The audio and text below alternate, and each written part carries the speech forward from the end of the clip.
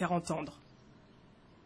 Les timbres ont toujours la cote et ils sont toujours imprimés à Boulazac. Et actuellement, entre ces murs, de petites merveilles se préparent, comme ces timbres dessinés par Christian Lacroix.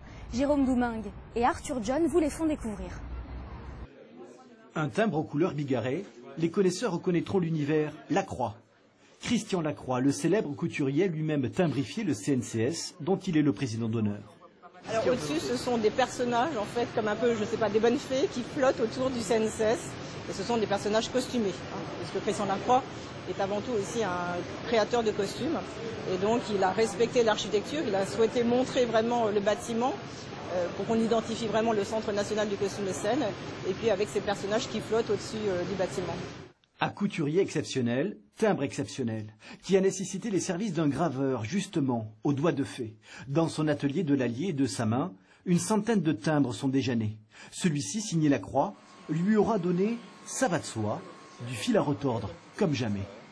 C'était quelque chose de très très rigoureux, encore plus que d'habitude, avec des lignes extrêmement rigides, puisque c'est une caserne. Et puis le titre était beaucoup plus long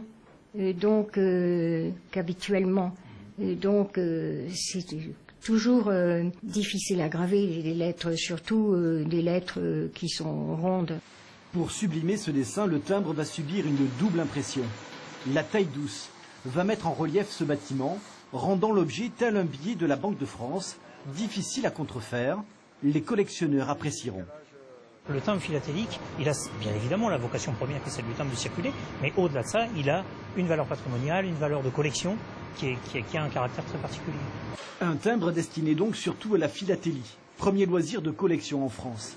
Dès sa sortie, il sera vendu 0,80 centimes d'euros, sûrement le produit le moins cher, signé Lacroix. On vous parle souvent de la crise agricole, mais la viande ne se trouve pas